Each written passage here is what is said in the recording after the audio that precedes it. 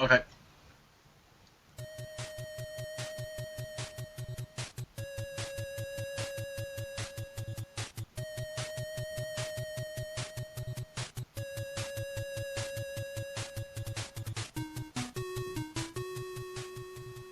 Hey everybody, I'm Bill. This is Zapp. Hello, Zapp.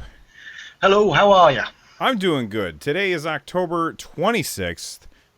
This is episode 51 of Run Jump Stomp, a podcast about games. Today, we are going to talk about the following stories: Switch to Nintendo. UK game stores on the charge. Hi-Rez announces a new game. Evolve development ceases. Voice actors go on strike. Sonic's going to an open world. Those stories plus more on this episode of Run, Jump, Stomp. Stick around.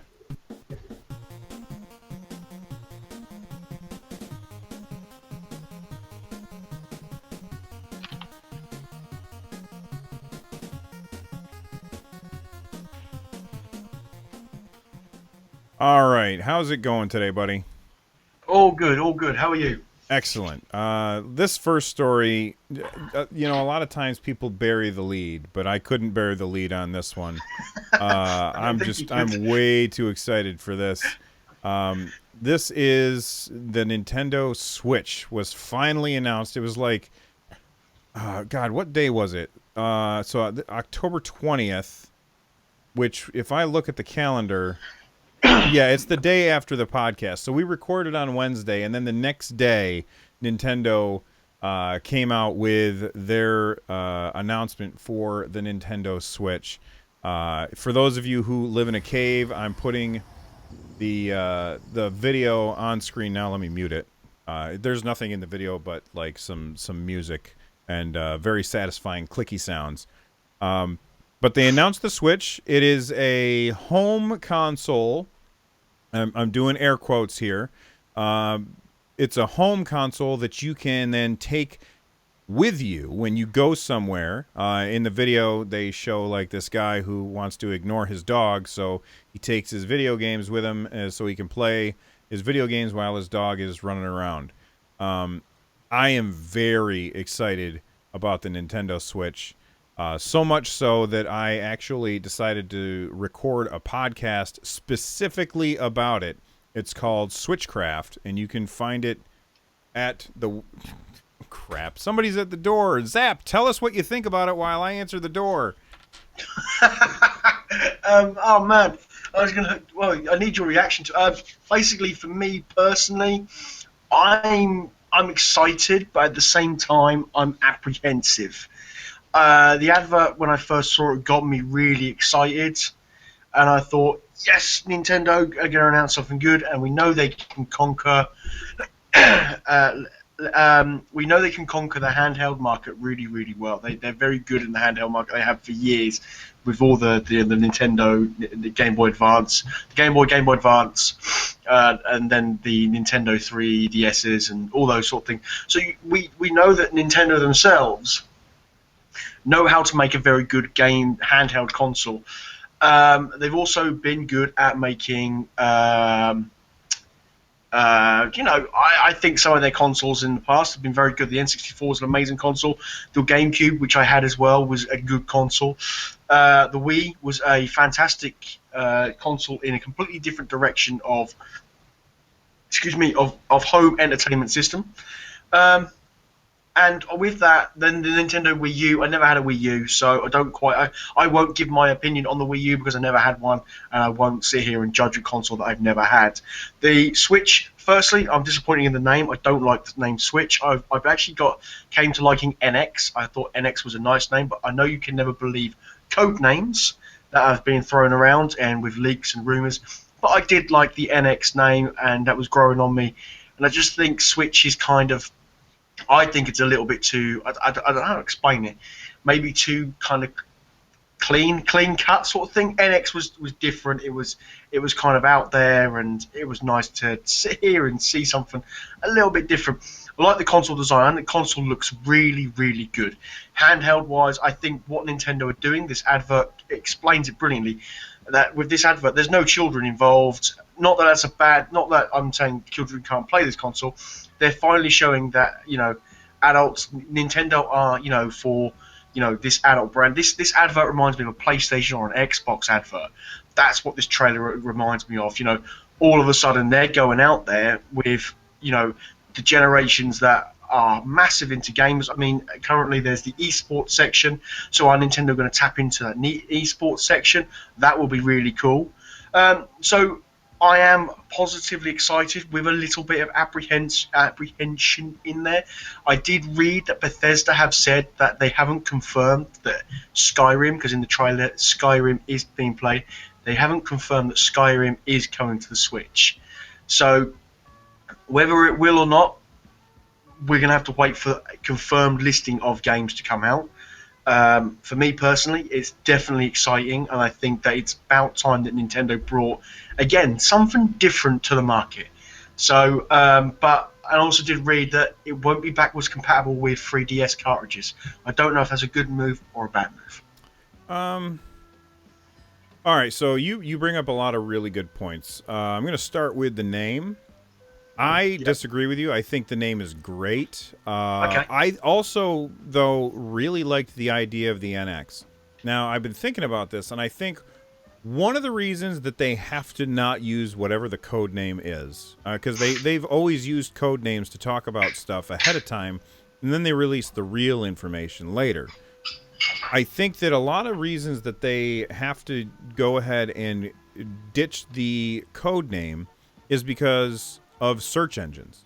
When you go searching for Nintendo NX, a lot of the things that come up is going to be information that is not from Nintendo. It's a bunch of stuff that people have been sitting on for a while, posting all this other stuff and things, posting like leaks and sometimes inaccurate information. And so the only way for them to absolutely make sure that they don't have let me think of how I want to phrase this, that they don't have that issue is to rename the console.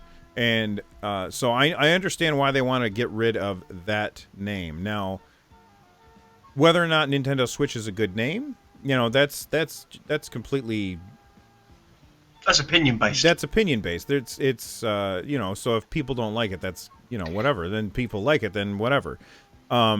I think it very well explains what the system does. You're switching from home to on the go. And I gotta say, it's way better than Wii. It's way better than Wii U. They've done that one correctly. They've already hit the ball out of the park with the name. It's better than the Wii or the Wii U. Yeah, because those were terrible names. Yes, very. Those were absolutely horrible names. When people first came out, when Nintendo first came out with the Wii, everybody was like, "Really? That's what you're gonna call it? Are you unaware of English and what things mean?" But we all got over our 12-year-old selves, the nonsense, and ended up calling it the Wii and whatever. And then then they came out with the Wii U, and that was a disaster. Not because it was not a good system, but because nobody understood that it wasn't a Wii. A lot of people thought that it was just an upgrade or an attachment or a peripheral for the Wii. And that was a huge mistake on Nintendo's part and a big mistake on their marketing part. So I think that Switch is a really good name. The next thing that you said, you kept referring it to as a portable console. I don't think Nintendo are referring to it as a portable console. They're saying it's a home console that you have the option of taking on the go. And I think that the reason that they're doing that is because I think the battery life is going to be an issue for this particular console. Yeah, that was something I was going to bring up later, but you're already there. Is that they have said the battery issue could be problematic, or it might not be as long as people think. Yeah, I mean, because they got to balance battery life, power, and cost.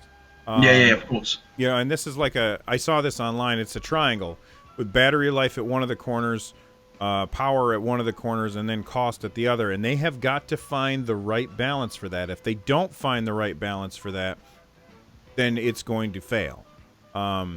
Just today, oh god, I forgot the guy's name. The president of Nintendo, starts with a T.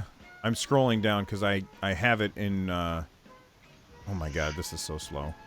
Nintendo had their investors meeting today, and the president of Nintendo, whose name is Tatsumi Kimishima, he announced that they're not telling anybody the price right now, but he said that it's really important to them that they find a balance between profitability and competition. He also said that they can't afford to lose money on hardware. So that means they're not going to be selling the Nintendo Switch for at a loss, which is a thing that Nintendo has always been reticent to do, with the exception of the GameCube. They said they made a small loss on every GameCube, or not GameCube, for crying out loud, for every Wii U. For every Wii U sold, Nintendo lost a little bit of money. Just a little bit. For every other console that they've ever put out, they've made money on every console. It's unlike what Xbox does and what Sony does.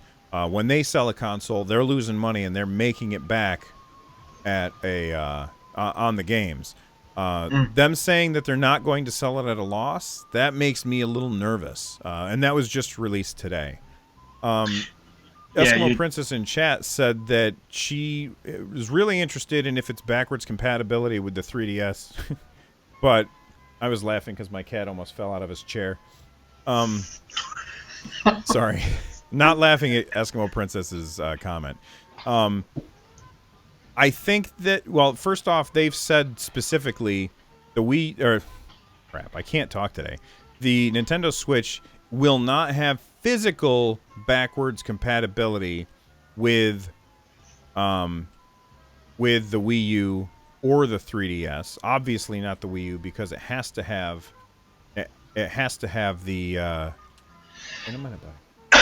they have to have discs in order to have physical backward compatibility.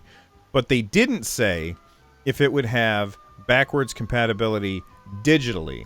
And I think that's a very interesting thing that they left that open, because it's possibility that you might be able to get your stuff that you bought for your Wii U and 3DS and play those games on the Nintendo Switch.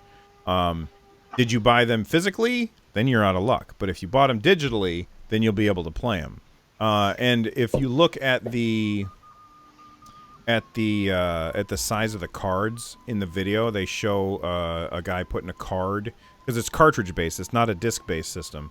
If you look at that, the cards look a little too fat to be 3DS cards, and they look longer too. So I'm pretty sure that they're not going to be any physical backward compatibility. I think that's definite no on that. I think on the backwards compatibility, they'll lose a trick if they don't have some kind of backwards compatibility, and they'll miss out something, especially with the way we are with the digital market in gaming, and how easy it is to get games onto a digital platform and then download them. If you bought the game physically, I like buying games digitally. Physically, personally, I like having a box. My Guild Wars 2, especially like my Guild Wars 2, I've been after a Heart of Thorns edition in the box, because I want that as a digital. I want the case. So those kind of things. But backwards compatibility is a big thing. A lot of people ask it when a new console comes out. Well, can we play our old games? We've got all these games. I want to play them, and I'm hoping that they have some kind of backwards compatibility. Well, I think that they'll probably have backwards compatibility with some games. And this goes to what they showed in the video. Now, all of the stuff that we saw in the video of the gameplay, I don't expect that that's real stuff. Like, maybe it's real stuff, but it definitely wasn't real. Like, it wasn't running on the devices. Game Explain was able to wrangle one of the actors from the actual ad spot, and he said, "No, we were just pretending to play games. They weren't really on there." But he did say that the controller was incredibly comfortable, the Pro controller. Yeah. That being said, I think that we'll see things like Mario Kart is definitely going to make an appearance. We'll see Splatoon. That'll definitely make an appearance, because if it would be foolish of them to put it in the ad and not have the game out. And those two games, Mario Kart 8 and Splatoon, are two absolutely fantastic games that nobody played because people didn't buy a Wii U. So I definitely see Nintendo leaning on this back catalog that they have for the Wii U of games that nobody touched and saying, "Hey, let's try that out." And that's going to be really great for people who missed out on those games. Now, another thing that I think is going to happen, or that I hope happens, and we're going to try not to talk about this too long, but it's going to be difficult, is I That's think... why we're doing it first. Yeah, that's why we're doing it first, so we can eventually get it cut off. But I think one of the things that's going to happen, if Nintendo's smart, they're going to say, "Did you own a Wii U? Awesome. You give all of the digital purchases that you made," and I'm different from you. I like digital purchases because I don't want to have to put in a disc. I don't want to have to worry about a disc getting scratched, any of that. But did you make digital purchases? Great. You can download that on the Wii U, and for $10, we'll upgrade it with new features. For instance, new tracks on Mario Kart 8, or new DLC for Splatoon. So maybe I get the base game for free from going from Wii U to Switch. I almost called it Snap for some reason. That would have been a good name too. So maybe I'd get the base game for that, but then anything that gets added later, I would be able to get through DLC. And Nintendo's always kind of been hands-off about DLC, but their DLC for, well, first off, Splatoon, all their DLC's been free, and it's been really good. And secondly, Mario Kart 8 is some of the most value per dollar that I've gotten out of DLC on any platform of any game. They put out for, I think it was $12. 1, 2, 3, 4 times 4, so 16 new courses for $12, and 1, 2, 3, 4 new characters. That's a really good price. Bravd in chat says he's worried about the mini side controllers. He's worried he'll crush them in my giant paws, mice and men style. We all know how that story ends. Yeah, I know what you're saying.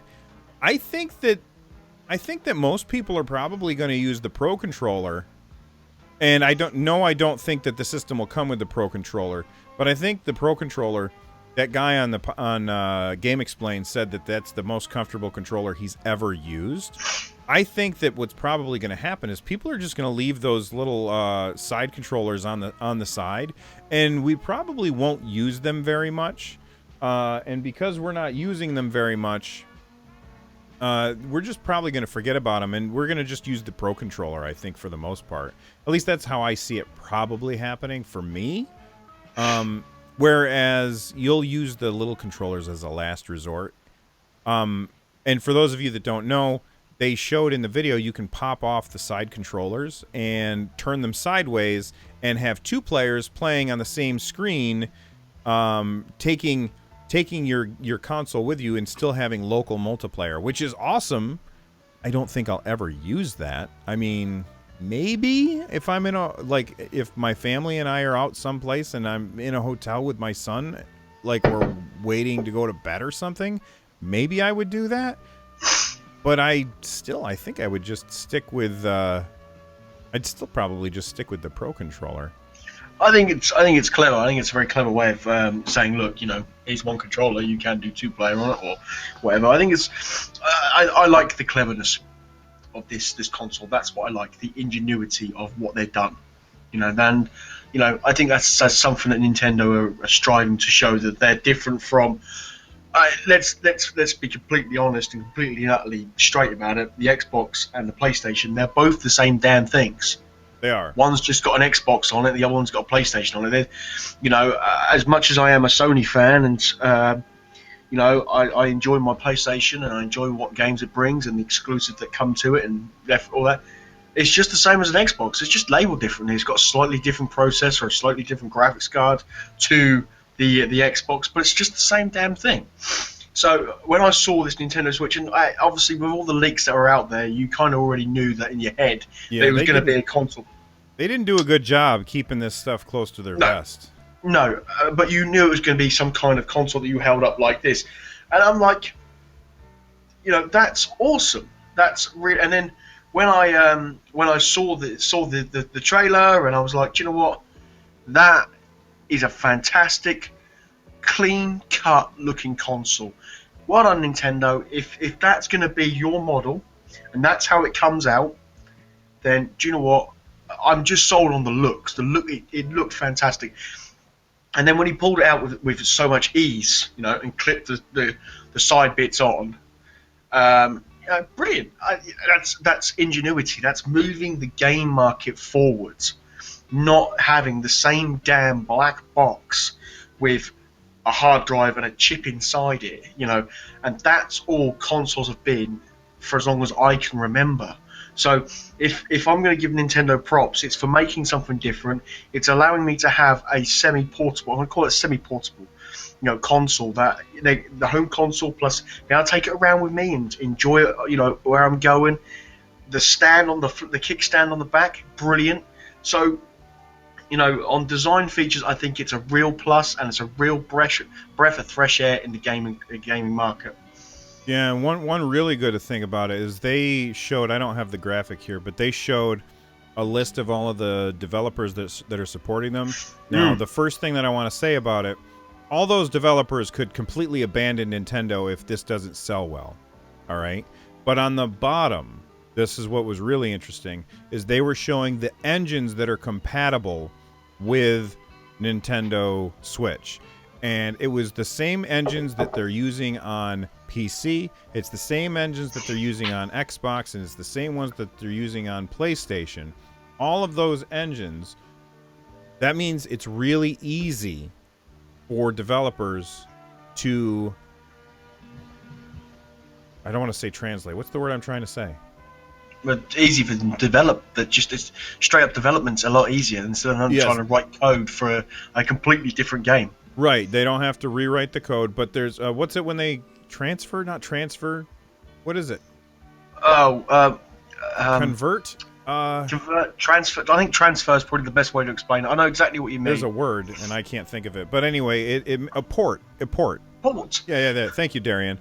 Yeah, it's easier for them to port a game to the Nintendo Switch, which is what Nintendo definitely needs. There's still a million questions about it, and if you guys wanna hear more about the Nintendo Switch, check out Switchcraft. It's a podcast. You can find it in iTunes and Google Play, and if you go to runjumpstomp.com/Switchcraft, I've got a podcast where I'm just talking about that thing and only that thing, because if I didn't separate the Nintendo stuff out, I would run this show into like 3 and 4 hours at a time. So that's why I made this extra show, because I just can't shut up about this stuff. Now I'm going to shut up, and Zapp, tell me what it is on your first story. All right, we're going to talk some VR, and I've got a little special mention to VR later in the show, because I had a real good go with Oculus Rift at the weekend. But that'll be a bit later. This one's a little bit of a different story. In the UK, we have a store called Game. Well, in the United Kingdom, we have a store called Game, very similar to your GameSpot. Sells games, can trade in games, all that kind of stuff. Yeah, GameStop. Yeah, it's all that kind of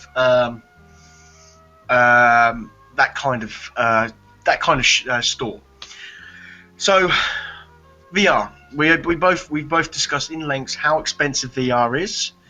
and the pros and cons in our minds of VR at this stage. Now, Game themselves in the UK have decided to start charging people for demoing the VR. I saw this story and it made me mad.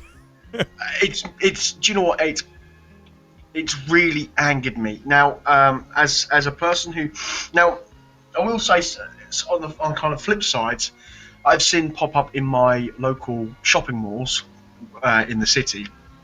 A guy has got an Oculus Rift booth, and he charges, right, X amount for a go on the Oculus Rift, like one of these, like one of these car rides or something, something like that. And I explained what I said. I asked him, so why do you charge for this? And he said, because this is my own console. I've gone out and bought Oculus Rift. And I said, all right, okay, fair enough. But if that's your only business, is he selling other things business there, or is he just saying that is his business? That was what he was trying to do. Was setting up his own little business. Okay, fair enough. I kind of understand what you're doing. Yeah, I understand that. Game themselves is a big multi-million-pound corporation in the United Kingdom that gets these headsets for free.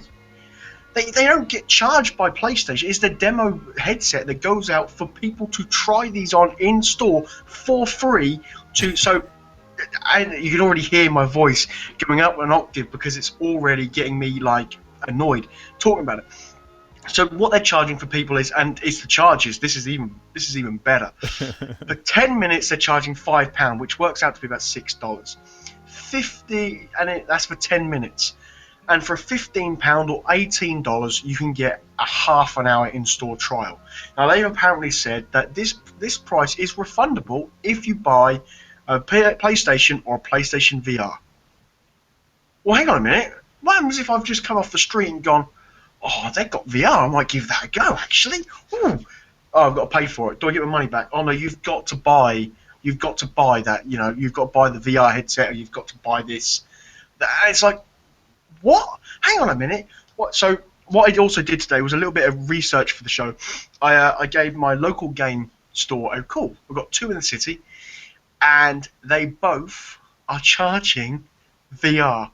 Well, that doesn't surprise me. I mean, they're a corporation. All the stores are going to do the same thing, I think, right?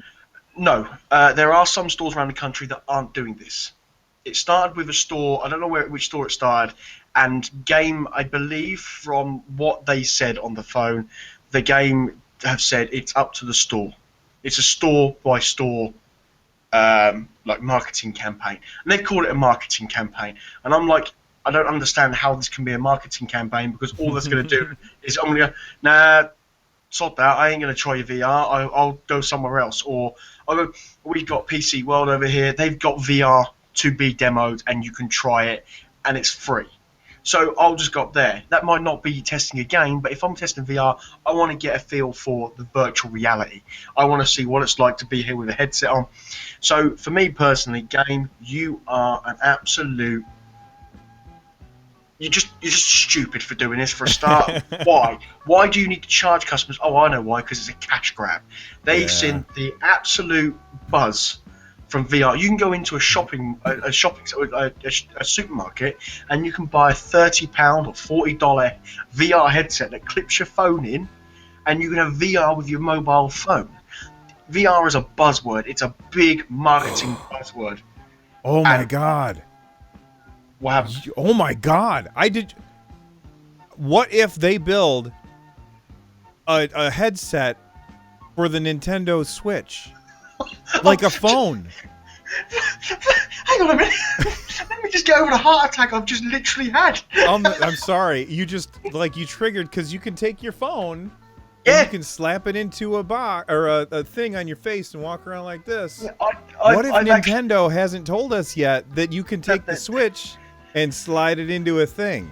Someone take Nintendo away from him quickly. But back to the story. Sorry, that just occurred to me, and my brain stopped working for a second. We call that a brain fart. Yeah. I've looked at ordering what they call Google Cardboard, which is basically Google's like first version of VR. I've It's used quite that. It's cheap. pretty You've cool. used it. It's really cool. It's just slap your phone in and have a bit of fun with VR. As I said, I'm going to have a special mention later in the show about Oculus Rift because I've actually had a good time with it. Game, you're idiots. Simple as that. Yeah, here in Don't. here in the States, Best Buy and GameStop, they're not charging for this. So that's ridiculous. That I find it ridiculous that they are the Nintendo cramp. That's ridiculous that they're charging customers to try it out. How else are you supposed to know if you want to buy it?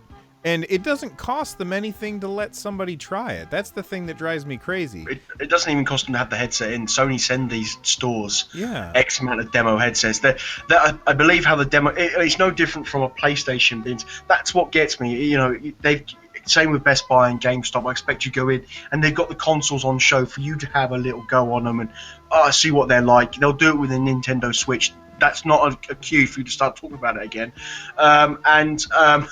And you know you can try it, so it's no different from you could just put a VR on a stand next to the PlayStation. Oh, would you like to have it on the PlayStation VR? But apparently they've basically said it's so they can have a man manning the VR. Well, what was that person doing beforehand? Before you got a VR headset, he was working for you. Yeah, that's true. You're already paying somebody to be there, and I don't think for a second that they're going to hire extra people for this. My only problem is with VR and trying VR is people are disgusting.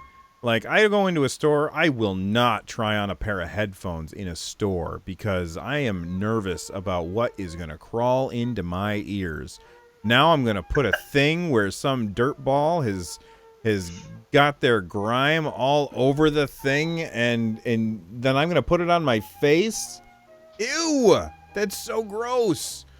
Take some baby wipes. It's fine. Yeah, baby wipes. No, thank you. Have you walked into a store and looked at the demo units that they have? The controllers are so filthy. There's no way that this is a sanitary thing. Mark my words right now. This is going to spell the end of the human race. Some kind of horrible zombie flu is going to be spread through VR. People trying VR in stores. It's going to be gross. The only person left alive will be Run Jump on his Nintendo Switch. There you go. Oh, man. Anything else about this story? No, just a game of complete and utter morons. I agree. They are morons. All right. So the next story is that Hi-Rez has a new game. It's called Smite Tactics. Now, I don't know if you are familiar with Smite very much, but it's a MOBA.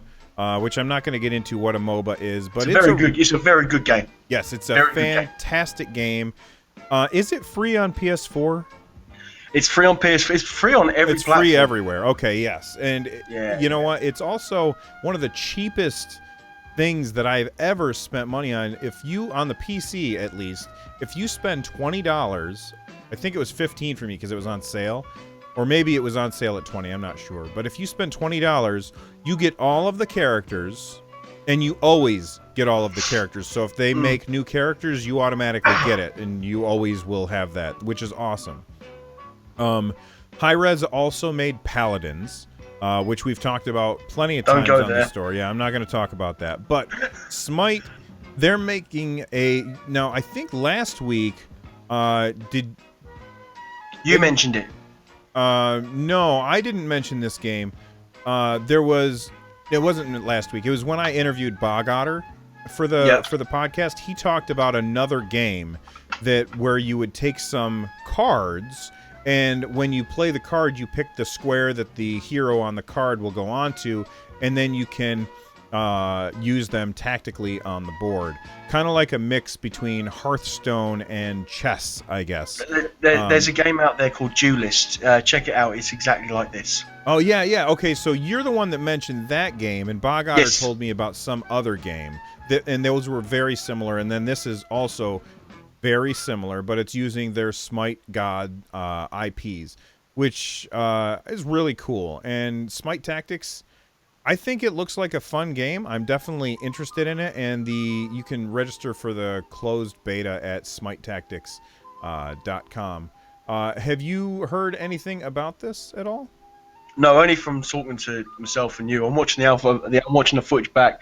I'm hoping they don't like another. I hope developers again don't get on the bandwagon. This is exactly like Duelist. 21st century, every game now's got to have a card game in it somewhere along the lines. I mean, ever since Hearthstone was born, card games are ever so more, along with Magic the Gathering and stuff like that. Mm-hmm. It's ever so popular to have a card game now, or some type of card game inside your game, or a branching off one of your games. So I believe this is going to do very well. And I touched a little bit on the whole thing with being similar to another game, because that was obviously the Paladin stuff, where this type of game is going to be very similar to Duelist, Hearthstone, chess. It's going to be very similar to Magic the Gathering in those sort of sense. So it's going to be all that kind of stuff. But it's a genre that works, and it'll probably be free to play, with a very small microtransactions for card packs. The thing that will have to work in their favour is balance, because these kind of games, it's a lot to balance. And my experience with card games, mainly Hearthstone, where I've seen Hearthstone fail, it comes down to RNG mechanics. And I don't want to see them fall apart there, because when you've got RNG, What's the Yeah, that's difference? spelled wrong. when Can you've you got spell it RNG, wrong? it's as long as you can combat the RNG some way, then That it is should be spelled wrong. okay. But I'm going to register for it. I'm going to see if I can get Oh, I involved don't with see it. it. I already do a bit of work with high res on Paladins, so I might be able to swing a code or two this way. So I'm going to have a look. We'll see. I again, it's a card game, so I'm kind of like, yeah, I'm kind of done with card games, but I'll play it because it's a card game. I'm excited about it. Mostly, I don't go crazy for card games. Mm. When Hearthstone first came out, I played it a bunch, and then I just left it alone. I probably spent maybe $10 total on Hearthstone, and mostly I just slowly earned cards as through gold and things like that, and then 15, and then when I and then when I started playing again, I don't play it for very long. I play it for short periods of time, like when I'm busy doing something else, or when I'm watching something that I don't really need to pay attention to, just some kind of maybe a comedy or something like that, where I can just listen and enjoy it. I might play Mm. Hearthstone during that. I did play it on my bike the other day. I was riding my not a real bike, a stationary Oh bike. right, okay. I was riding my stationary bike, and I was playing Hearthstone on my iPad while I was doing that.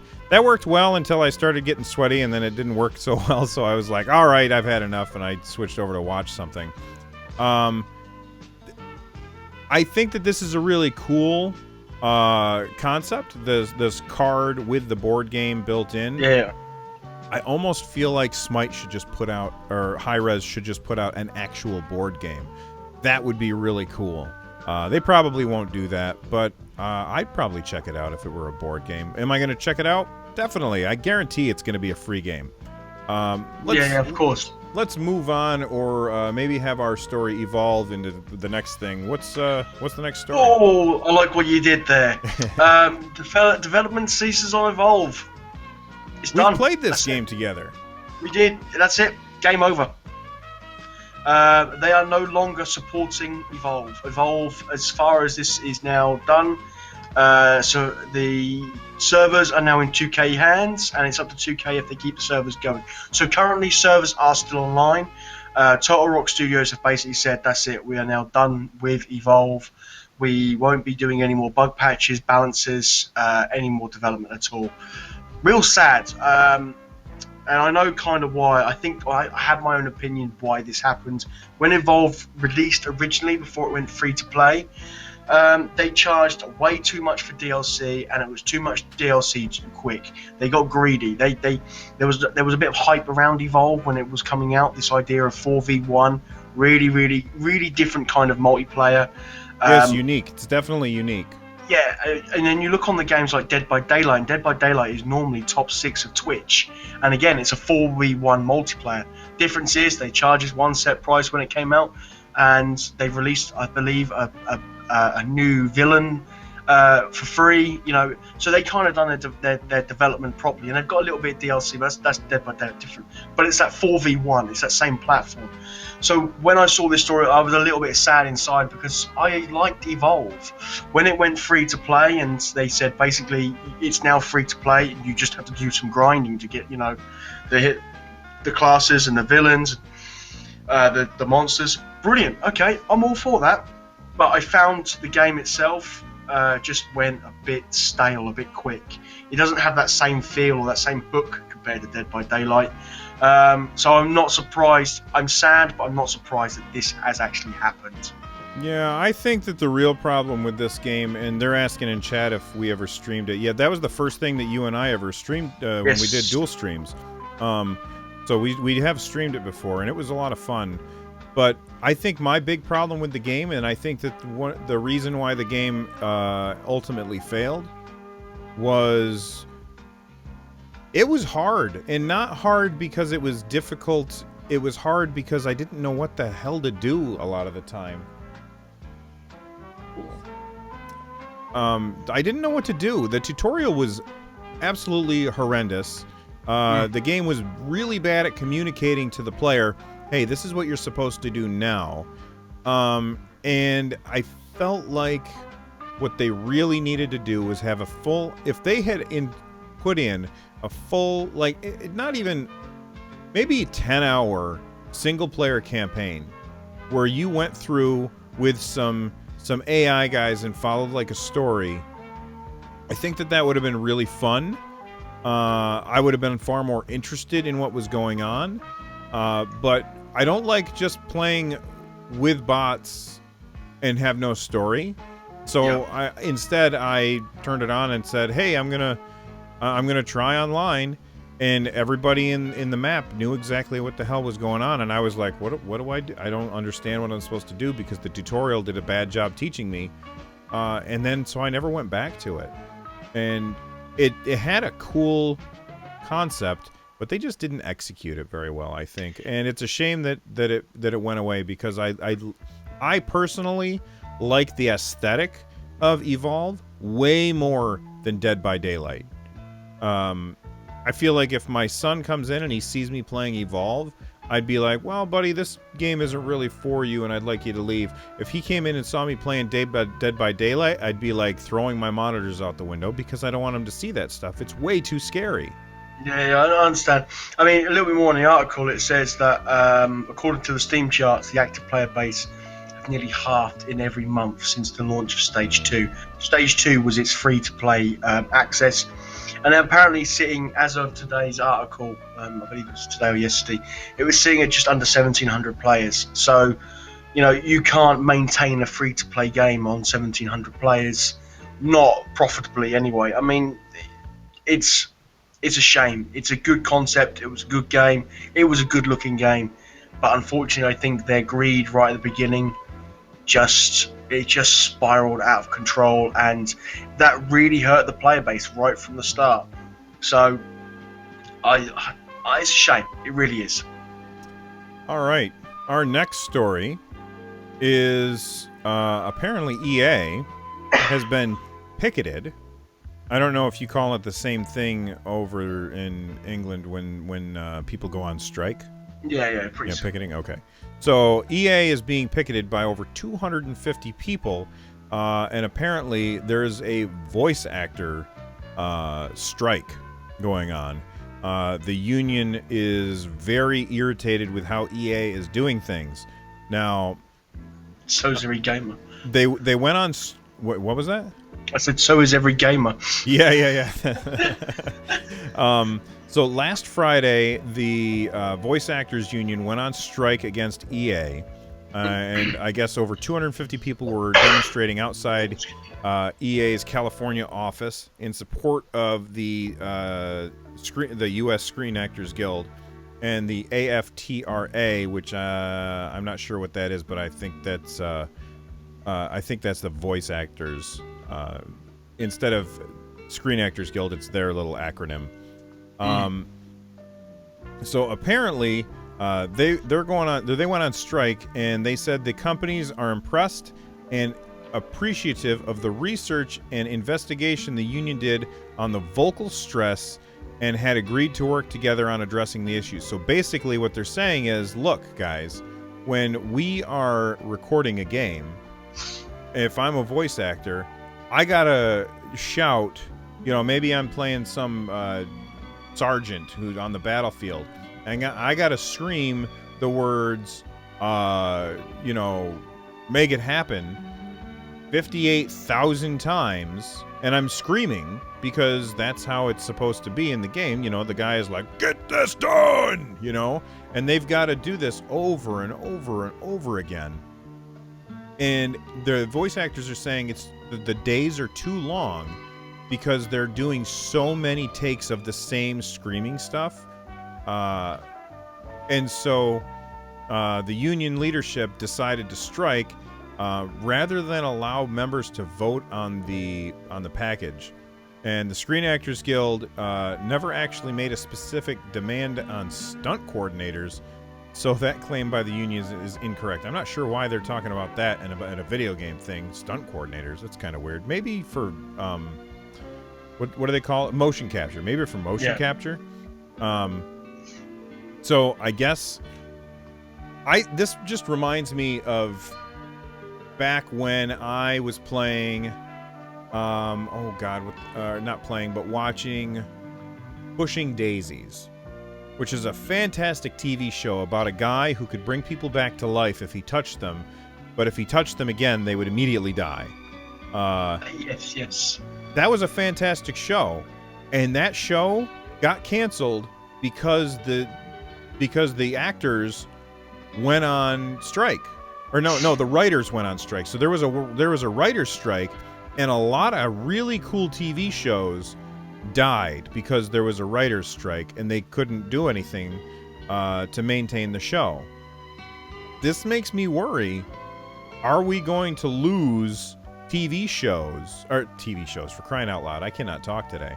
Are we going to be losing some awesome video games because there's nobody to voice it? Or are we going to have a bunch of silent protagonists like Gordon Freeman or Link? You know what you've played Zelda, but you've probably never played. You haven't played Half-Life yet, right?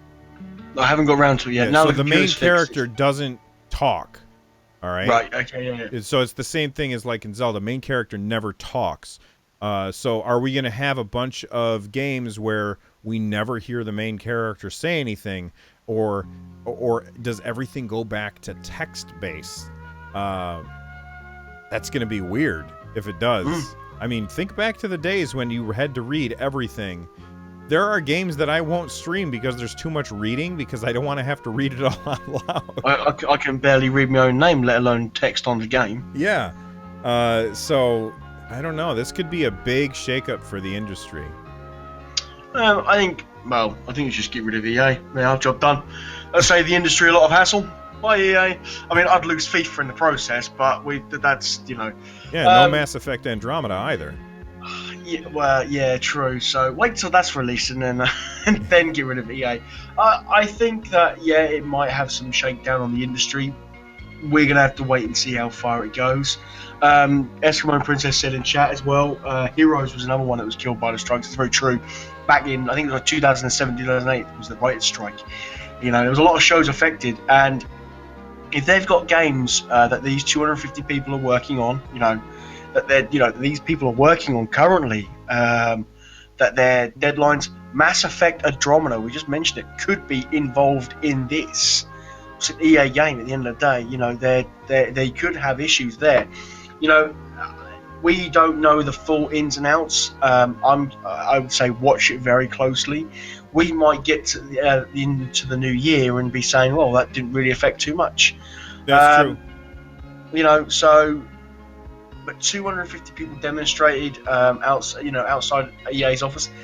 EA can't ignore that. That's a lot of people. EA might be a big corporation in the gaming industry, but I'm going to be honest with you, it's one of the worst.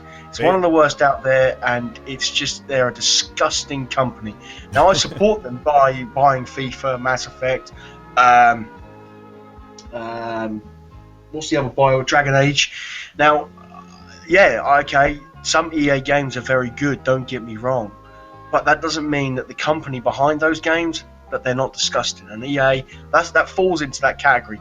Activision, they're another one, and that's that kind of big multi-corporational company that seems to be able to get away with a lot for scot-free. And I wouldn't mind seeing it. See, me personally, if Mass Effect say is due to release in March, which was leaked the other week apparently that it's due to come out sometime in March, um, you know, if it puts it back another month, then so be it. I'll wait for another month.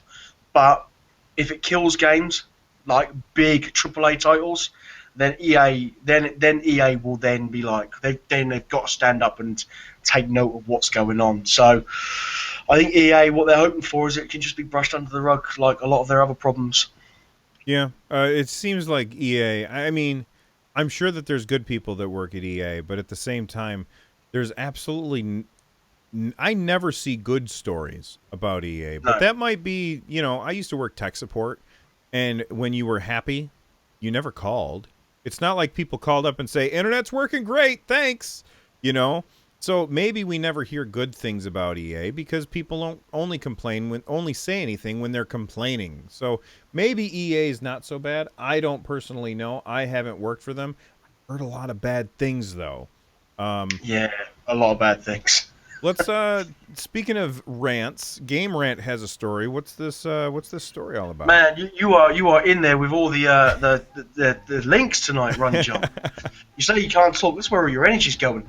So this one has decided to show me a trailer of Titanfall 2. Thanks for that. Anyway, everyone's favourite little blue hedgehog friend is going to an open world game. This is a fan-made project. So whether it will get the full go-ahead from Sega, I don't know. But I want to bring it to people's attention because this really caught my attention. It's like, oh my god, Sonic in an open style world. Now, that's what they're hoping to do. Let me refresh my page. There we are. Okay. Boy, I So mean, so kind of like Mario 64 style. yeah, Okay. yeah, that sort of thing. I mean, the little blue hedgehog is one of my favourite game characters. It's one of my favourite games of all time. And you know, Sonic franchise at one point was one of the largest in the world. Hasn't had a very good reputation over the last few years. It's not been brilliant. So if a fan made project, and I always like the fan made projects. Let's take the mods in Skyrim. They are fan made projects, and some of them are amazing. And sometimes the fan made projects are sometimes an improvement on what developers do. Yeah. So this is something that I really want to see work. How much like depth and gameplay and how long it will keep you kind of in tune with the game, that's gonna be, that'll all happen. The big thing is, will Sega allow it to happen? Because Sega. there you go. Whether they've got Sega's backing from it or not is another thing. If they haven't got Sega's backing and then it goes live, then Sega are all within their rights to pull it down. They So not just within the rights, they're required to by law yeah, because if they but, don't, they could lose their trademark. yeah. So that's the thing. The trailer that's in this video looks fantastic. I think that whoever's doing this, that's a really cool thing. Even if Sega have got, and if they get Sega's permission and they put it out for free or they sell it for a very small profit, money obviously will have to go to Sega. But at the same time, and it's a 10-hour game, for instance. That's really cool. So let's see. I'm going to keep a very close eye on this and see what happens. This looks fantastic.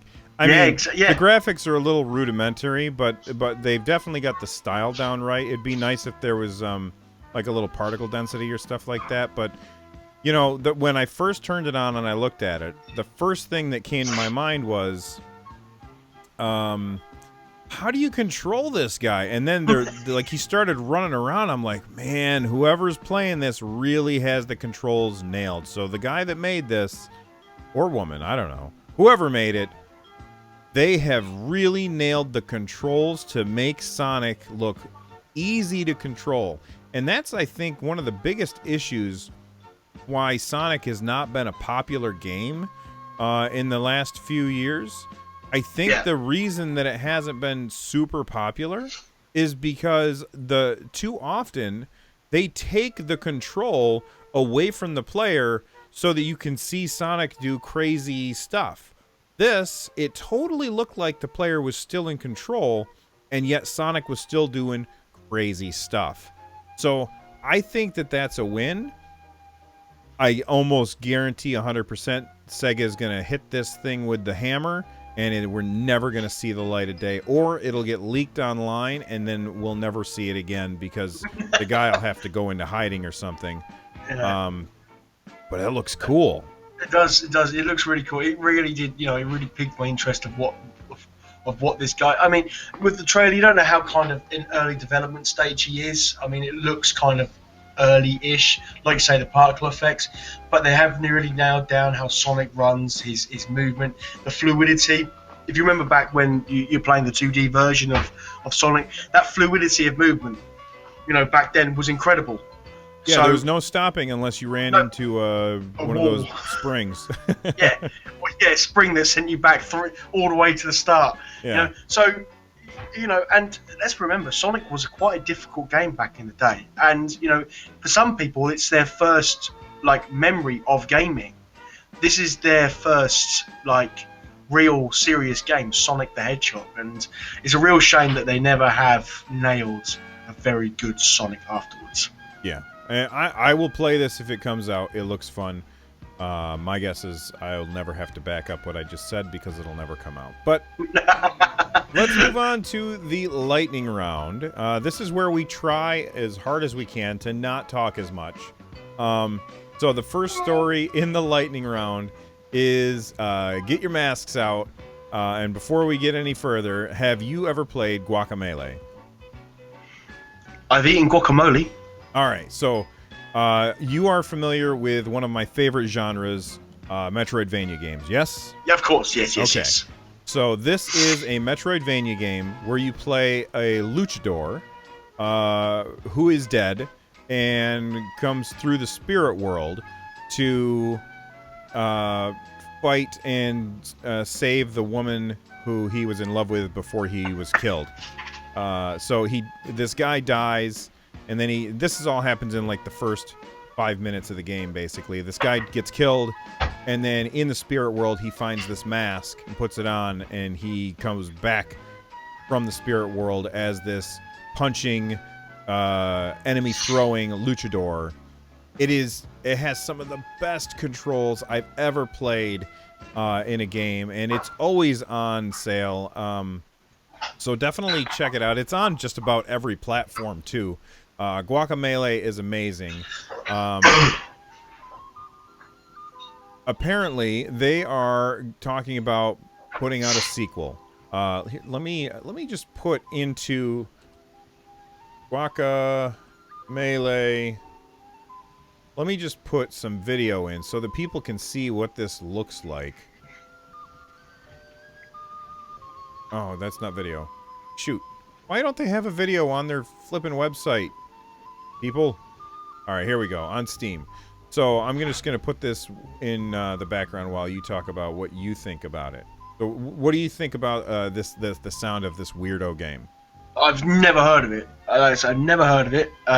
Quite interested. If it's cheap enough on Steam, I might have to pick it up. $15. What's that in Queen's English? In space points, that's probably 12 space points. 12. So we'll teach you by the time we finish a podcast. To pounds. Yeah. Yeah. So no, that looks really, really cool. I'm now watching a video on the street. It looks really cool. Really colourful. Yeah, it's got a fantastic art style, and the combat is really crazy. So you'll go in and you'll start punching dudes with X, but then you can grab them, and the time basically stops, and you can point them where you want them to go, and then when you let go of the button, they will go flying because your character will throw them. And so you can beat up a dude and then grab that dude and throw him at another dude and then run over after they run into each other and do it again and again and again. And it's got fantastic music. Some of the music in that game is so stylized, like a mariachi band. It sounds great. The graphics are colorful and has a great art style. So if you haven't checked out Guacamelee, definitely check it out. I'm excited that they are working on a sequel. What's your first lightning round story?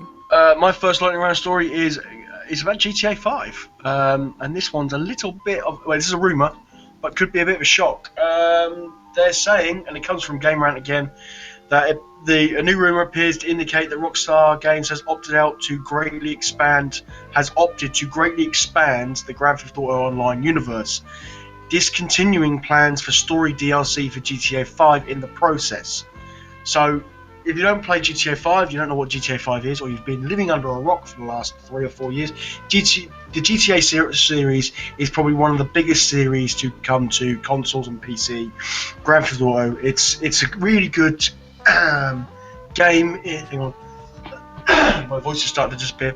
It's a real good open world game, and Rockstar do a fantastic job with the story. But in GTA 5, they brought out an online mode where you could basically, it's like an MMO in terms. And the rumor that's coming out from their forums and websites and stuff like that, and a lot of back inside information, if you like, that because GTA Online is pretty much making them like more money than they will ever make on story DLC, they're not going to make any more story DLC. It kind of makes me sad because their story stuff is amazing. Their story stuff is some of the best content that I play. Which then makes you think, with Red Dead, we announced last week that it's been announced. Are they just going to give you one story and the rest of it's going to be online content? Now, on the flip side, a lot of the online content for GTA 5 has been free. But they do have 2 planned paid DLCs coming up, which I think takes them up to 2020 when GTA 6 is apparently due to drop. The Rockstar timeline usually works 6 to 7 years between each game. So, again, it's only a rumor at the minute, but there's a lot of rumors being confirmed by a couple of guys on their forums. I wouldn't be surprised if this is true. Yeah, I can see why they would do that. The story stuff was probably a lot more expensive to make than adding more open world stuff. You got to hire a bunch of voice actors in order to. They're on strike. Well, I think they're only on strike for EA. I think they're still working for other people, as far as I know. But I think that I think that if they add more story stuff, it's going to cost a bunch more money, and this is just cheaper. This is the equivalent of TV station or TV networks making less story-based content and more reality TV nonsense because it's cheaper and people still want to do it. If you put out a story for GTA, I think that quite often what happens is that is played a bunch for a very short time, and then everybody goes back to the open world stuff. And when in modern day video games, they have all of this information given to them. They can tell what people are doing. They can say, well, people stopped playing at this point. People did this at this point. People spent this much time on the story, but this much time doing open world stuff. They have all of these metrics that they're collecting from games. So what I think eventually that they're looking at is that they're looking at the numbers and they're saying it costs a bunch more money to make these games, and nobody's playing the story stuff. They're all making their own fun. And that's what you do in an open world game. You make your own fun. So I can see why they'd stop doing that. I also heard that Red Dead Redemption Online is a thing. They copyrighted it, or they trademarked it as soon as just before the announcement was made that it was coming out. Right, so and Red Dead Redemption got ridiculously awesome reviews for its story. Yeah, yeah, of So course. it makes me nervous about Red Dead Redemption 2. Like, how They much story are you going to get? There was a rumor coming out that once Red Dead's released, Rockstar's next big project was a GTA MMO, a full-scale Grand Theft Auto MMO. Just because on the back of what GTA 5 Online has done. Um, so for me, I'm a little bit saddened because the story stuff that they do is just incredible. It's not for everyone. It's not a story that you want to sit down with your kids. No way. No. But it's a story that if you play it and you get involved, you can get involved. You can relate to the characters. They have some of the best writing. I have a lot of highlights from GTA 5 when I played the story. Some serious highlights. Red Dead Redemption, the first one. Oh, it was such a good, and it really makes me sad. Yes, okay, money makes the world turn, but I would just wish that game companies would, yeah, not going to win it. Not going to win them all. I guess not. This one, I promise, will actually be a lightning round style story because we can get through this one fast. Blizzard rolled out its own cross-game voice chat platform to use in all of their different games.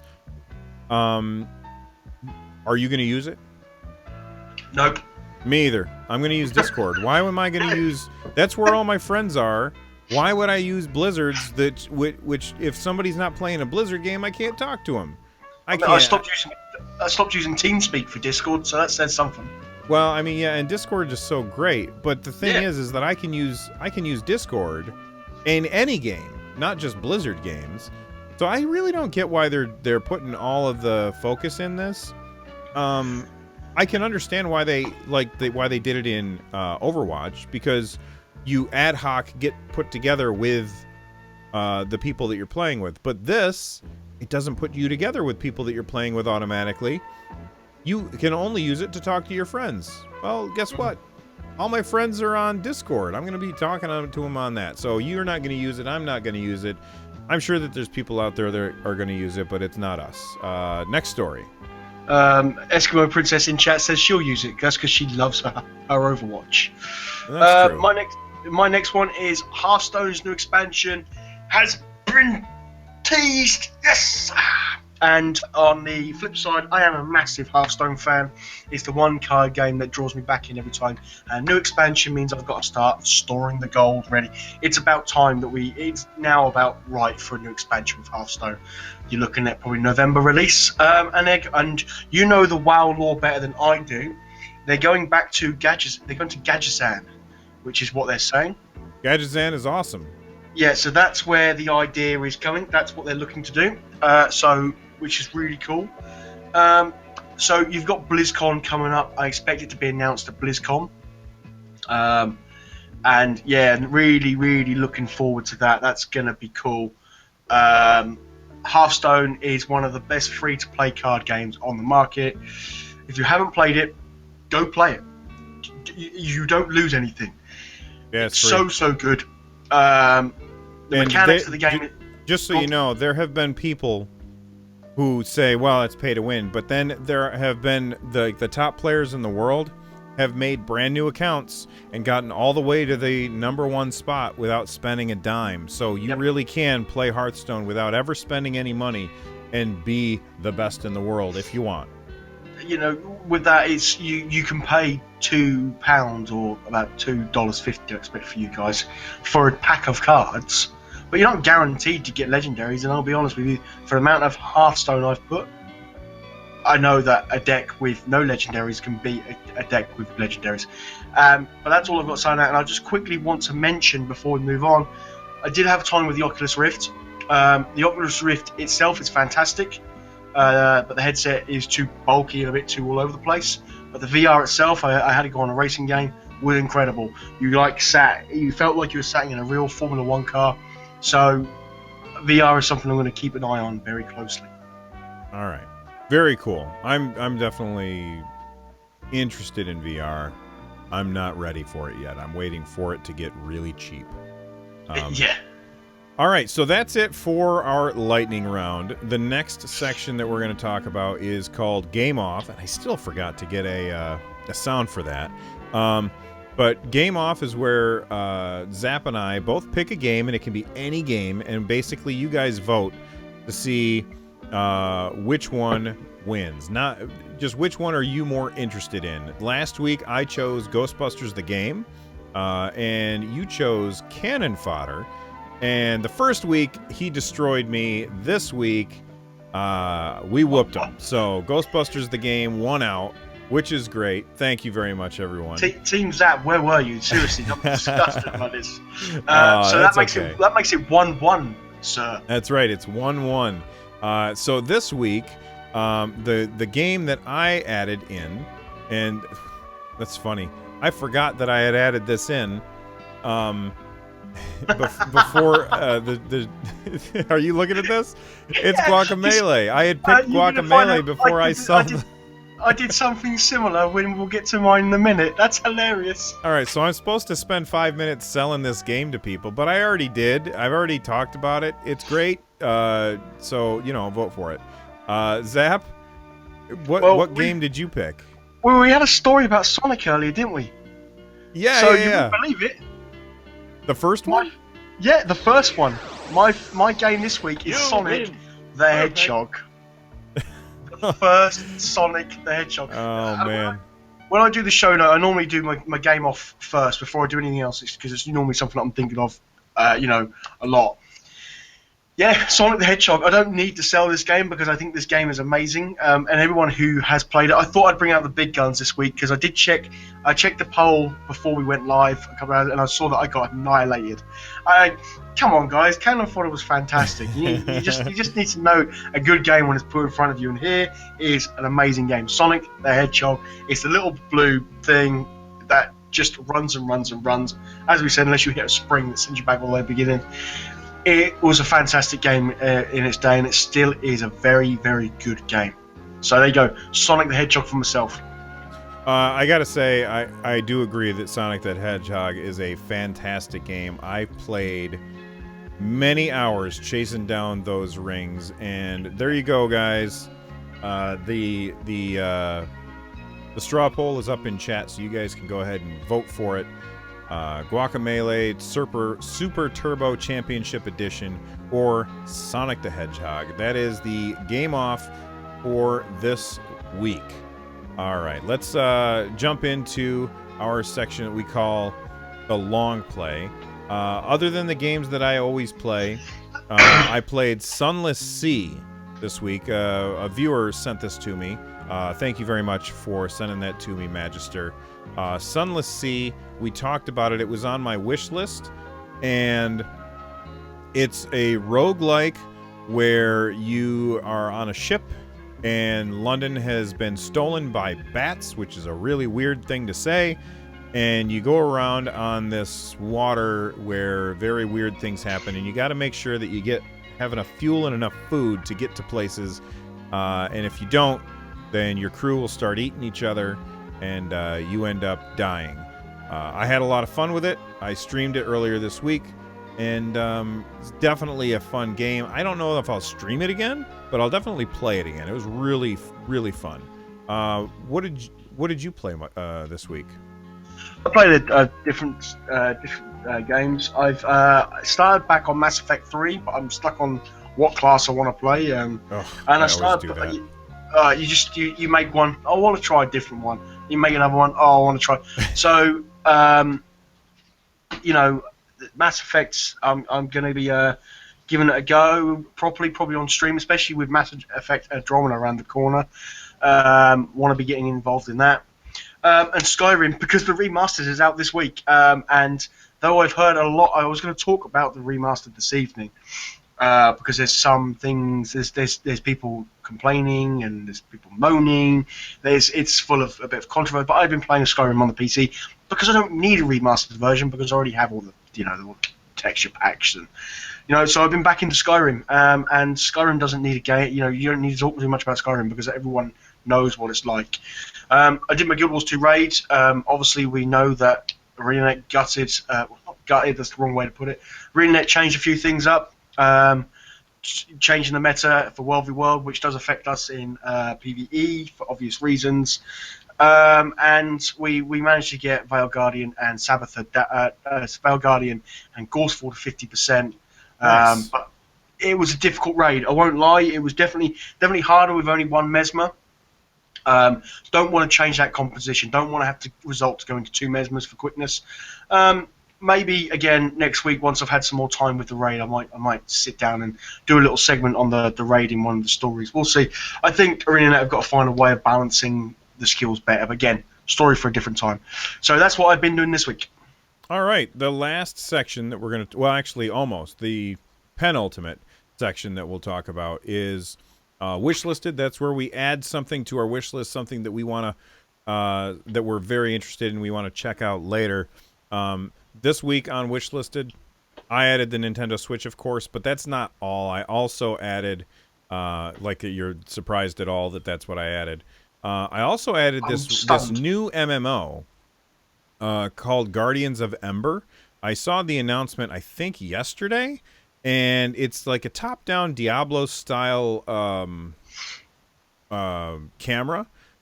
So you play it like Diablo, but it's supposed to be an MMO. And it looks really, really good. It's got really cool-looking graphics, and I don't know much about it, but what I saw, I liked. So that's Guardians of Ember, and if you're interested in checking that out, you can find a link for that in the show notes. I mean, they go so far as to their interface looks like Diablo too. It's with like the globes of health and your whatever spell resources on the right. But it looks fun, and I don't know if it's free to play or if it's something else, but it looks good, and I'm going to be playing it. What did you add to your wish list this week? Well, I thought I had mine, but I hadn't. It was Mass Effect Andromeda. I've been watching a few more trailers, and starting Mass Effect 3 again made me really want the fourth game in the series.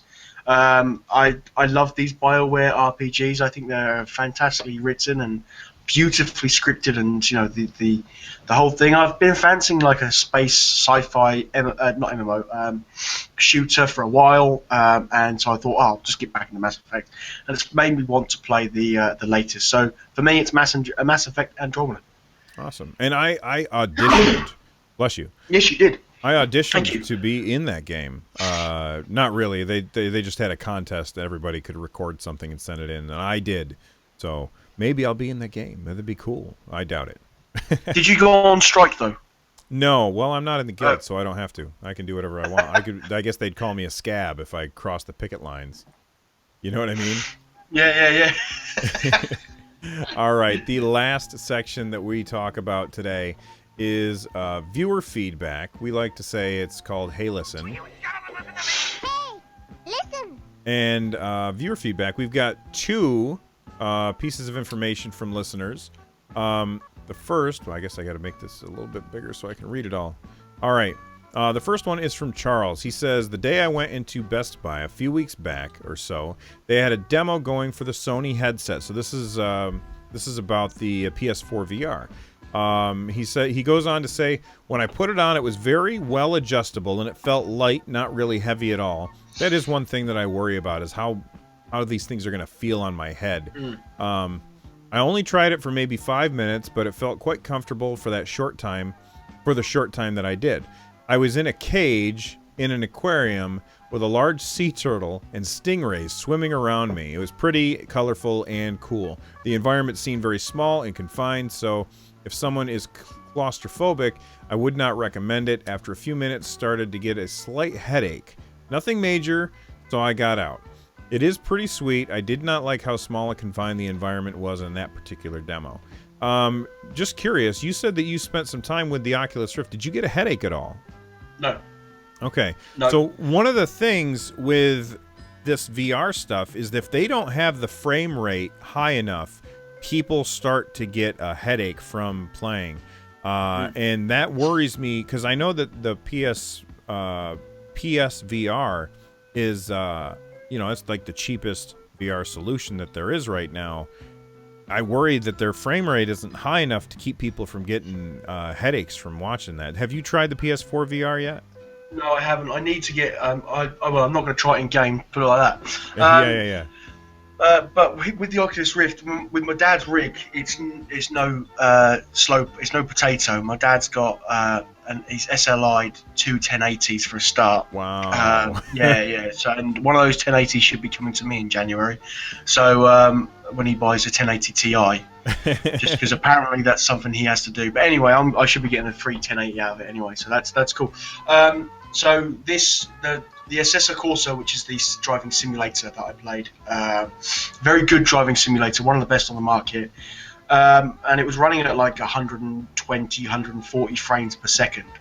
Oh, okay. So, but Looks fantastic. if you don't have a powerful enough PC and you don't get that 60 frames per second, or actually, I think it's like somebody said it has to be even higher than 60 frames per second. I'm not sure. But if you don't have a high enough frame rate, I've heard of people who get like massive headaches and they have to stop Yeah, you playing. get a lot of motion sickness as well. It's a lot of it is to do with it's that information coming into your eyes, and the higher the frame rate, the smoother it looks, and it's the more comfortable experience. But if you're going out and buying VR, this is my biggest tip. Make sure your computer, if you're running on a computer, make sure that you know your computer can handle it. You need a minimum of a 970, a GTX 970. You need the minimum. That's the minimum they recommend on the graphics card. With eight or 8 gig of RAM is the recommended RAM, and you need an SSD. Now, this is the thing on the VR on the computer side. It's a little bit more fiddly than people make out. PlayStation VR, plug it in, you're away, you go. That's a real nice appeal. My dad was explaining to me the setup he had to go through with the Oculus Rift, which was he had to make sure he had minimum of 120 gig on an SSD. Wow. Yeah, it had to be on an SSD. There's another thing they don't tell you at all, because it's just that is the one thing you need as well is basically the way it's supposed to be. You need that to run it. So they don't tell you that. Yeah, you need a minimum of 120 gig, and that's to do with the Oculus Rift. Don't know about the HTC Vive, but it needs to be run off an SSD just to make it work. And that's again, something that the PlayStation VR has got it going for it. It's very plug in, play, but the configuration for the PlayStation VR is ridiculous. You've got a PlayStation camera, you've got another box to plug it into, then you've got to So plug it many into the wires. PlayStation, and then you've got to plug it actually into it, and it's like the Oculus Rift has like 2 wires, and that's it. Well, that's So better. But the Oculus Rift that's is a lot more expensive. So, I still think VR is in its infancy, and we're not going to see the real effects of this technology for years to come. But when it gets here, it's going to be awesome. Let's see. The next thing was from Xanon. He actually was talking in Discord, and I thought he made a good point. We were talking about the Switch, and he said, I don't think it's going to be that expensive. We never actually talked about what would you pay for it, by the way? I'd pay £300. You'd pay £300, which is about $350 here in Yeah, real yeah, money. yeah. Right.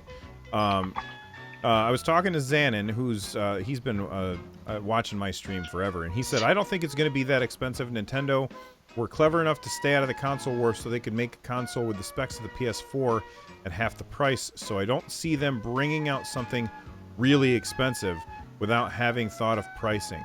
I think that they realized that it wouldn't be worthwhile someone buying the NX or the Switch if it was likely 300, 350 GBP, which is your space points. As only people who have fond memories of Nintendo and still enjoy their work will buy it. So he says that 350 is too high. I don't think they can sell it any cheaper than that. I think £300 is your minimum, for the simple reason being we're in an age where technology isn't cheap. And if they want to compete with the PS4 and the Xbox graphically term, they've got to stick a hefty chip in it. They've got to stick some serious hardware behind the console. So £300 I think is a very good price for a console these days. I think that's a very fair price.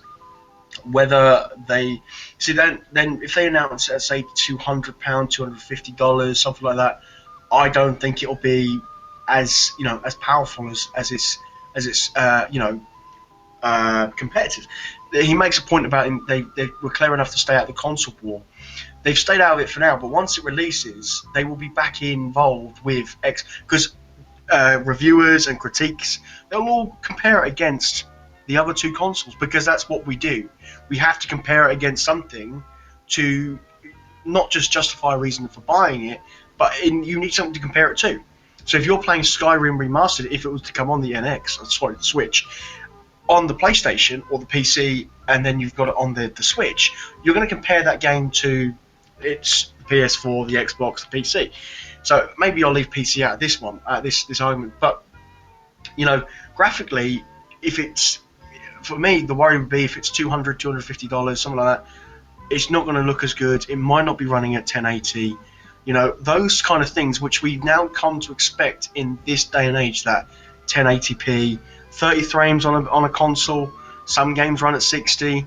You know, we're all expecting that kind of engineering and that kind of tech inside it. So I think £300 is a fair price, but we'll see. I think 350 is a fair $350, which is the same as what you were just saying. I think that's a fair price. If they bring it out cheaper, I'll be happy because I don't think that they're, as much as people say that they're now competing with Xbox and PlayStation, I still don't see them as competing. I think you're not going to buy a Switch because you want a console. You're going to buy a Switch because you want Nintendo games and you want to take some of them on the go. As far as me, that's how I look at it. And then I think it's going to be a lot of people. If you have both consoles, you're going to buy a game. The deciding factor is not going to be graphics for you. If you have both consoles, the deciding factor is going to be do I want to play this game portable? Or do I want the opportunity to play this game portable, or do I want better graphics? So I don't think that they have to compete on graphics because you're going to be buying the games for different reasons. But that's just me. Anyway, sorry to bring it back to Nintendo. Don't blame me. Blame Zanin. He wrote in. I blame you. He's the one that said it. All right, well, that's it for our show today, guys. If you want to support the show, the number one way that you can do so is with a review on iTunes. If you want to be part of the show, you can email us at runjumpstomp@gmail.com, exactly the same way that Charles and Zanin did. Actually, Zanin was on Discord. Or you can call 260-RUN-JUMP. That's 260-786-5867. You can leave us a voicemail, and maybe we'll play it on the show. You can find me on Twitter, Twitch, and YouTube at RunJumpStomp. And where can people find you, Zapp? On Twitter and Twitch, it's at DJ Zapp, and on YouTube, it's at Django Zapp. All right. That's it for us this week. We are going to see you next time on Wednesday. You guys have an awesome day. Don't forget to check out the new podcast, Switchcraft, which is at runjumpstomp.com/Switchcraft. Thanks again for coming by, and we will see you next time. Bye-bye. Bye-bye.